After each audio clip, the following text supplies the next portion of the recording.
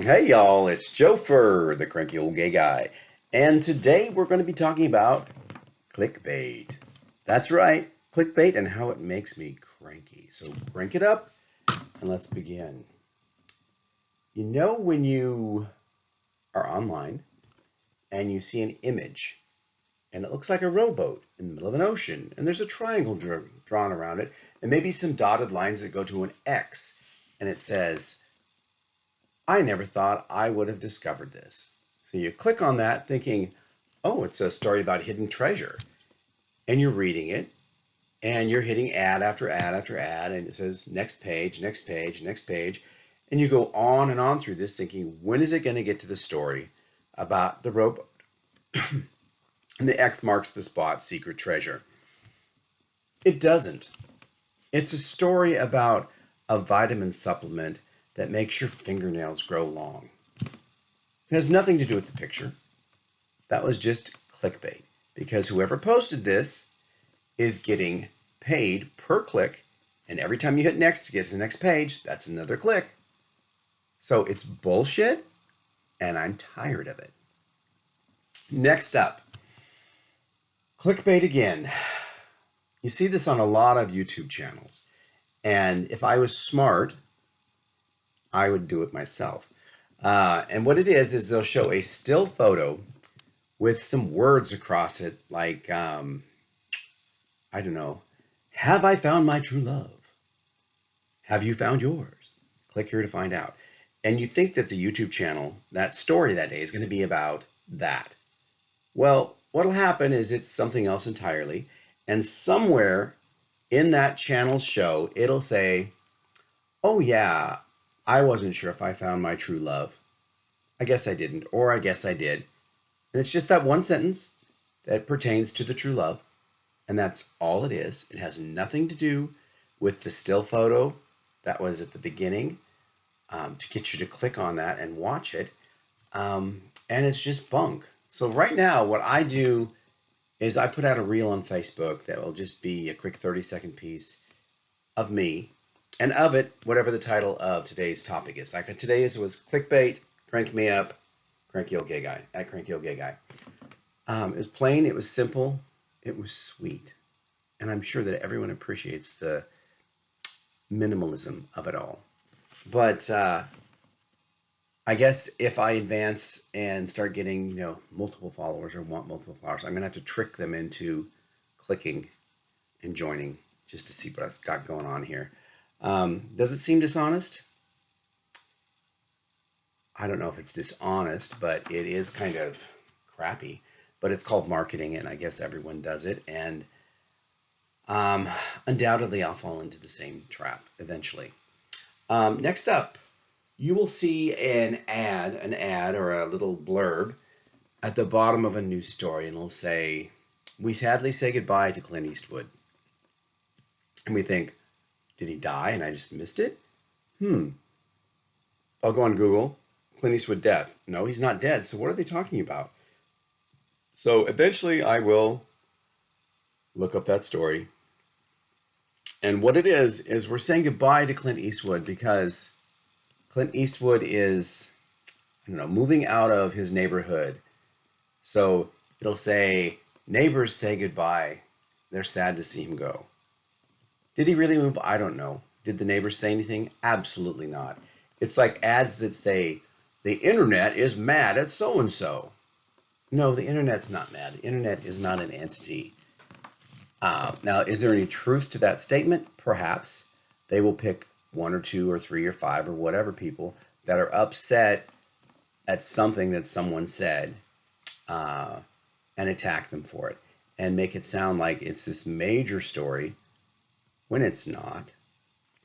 Much like the presidential race is like a horse race, and every day one pulls ahead, one's behind. Oh, polls say this and polls say that. Well, here's what I'd like to see.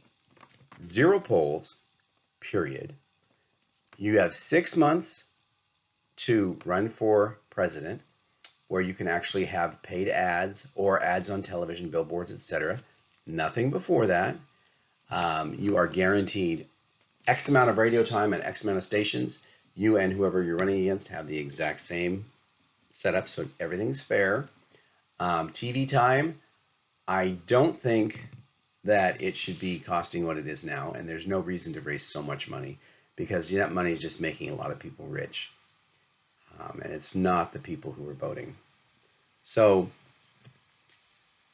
have everyone come on 6 months in advance. They get the same airtime, radio, whatever, even the internet. And that last 6 months, they have to just really work their ass off to get their name out there and push their position. Do we need a debate? No, I don't think we need a debate. They can lay out all of their points on a website. They can lay out all of their opponents' negatives on a website, and they can go back and forth at each other like that. But there's no reason to actually put it on a live television event and say, oh, so and so pulled ahead, and so said this, and that makes them win. And it really makes me cranky, and it's very, very clickbaity because they say things and they want you to tune into their shows, and there's no news, nothing's happened, nothing at all. And CNN is one of the worst examples of this, and that every one of their lead-ins is CNN breaking news: John Smith had a baby. Well, guess what? John Smith had a baby yesterday and the day before and the day before that, and it's not breaking news. What they're doing is we're adding something to it because we talked to John Smith's cousin's sister who said she hasn't seen the baby yet. Wow, that was breaking news. We just had to tune in for that, didn't we? And something I don't normally do, but I flipped on CNN News during an actual news show, and it was actual news for a few minutes. And then it went to the punditry, and they brought in people who could explain what this rule means and what that rule means. And what do you think this is going to mean? Again, bullshit. Take me back to CNN headline news days of old when you actually had 30 minutes of news. It wasn't the same story repeated over and over and over again.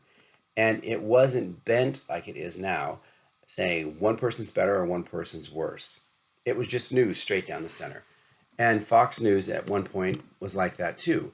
But to tune into a news station or a news program on those stations, first, it's rare to find one because they're all about opinions. It has nothing to do with news. And then you get a news segment, and like I said, in CNN, it was good for a few minutes, and then it switched right to that opinion crap.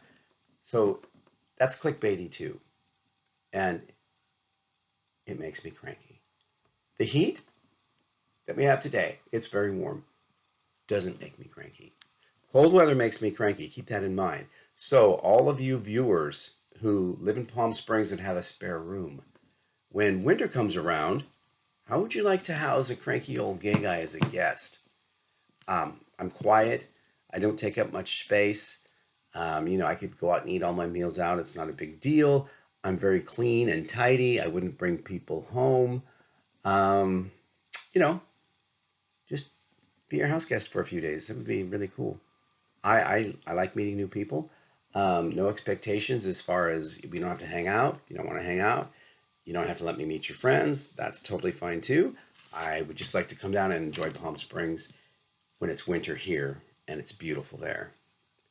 Hence, I wouldn't be cranky too because it's warm. Keep that in mind. And if you can help me out with that, send me a message. Either DM me. I think you can do that on YouTube. Send me a message, or just down below here, I'll have an email address you can write to me. Okay, I don't know how long this is right now. It's about 9 minutes and 20 seconds. So we're going to keep this really short. It is late in the day. I have been preoccupied with something else all day, so I haven't had time to relax or eat or clean the house or anything. I was in just west of Nantucket most of the day and just got home a few minutes ago. So that blurb I put on Facebook was shot in my car in west of Nantucket. I pulled into a shady spot near a park and just recorded and put it out there, just so you guys would know that I'm still alive and I'm not giving up on you. I will try to post something every day, at least until I have a catalog of a lot of videos. And then hopefully my video content will have improved. I will start editing, maybe get some titles, a theme song, a music, a logo, all that stuff.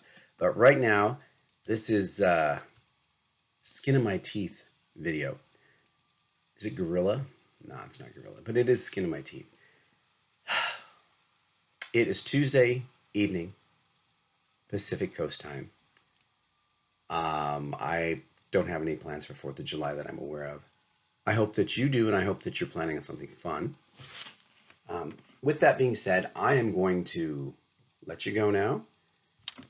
It's 5:18, so kick your shoes off, tip back, put your feet up, put on some soft jazz, close your eyes,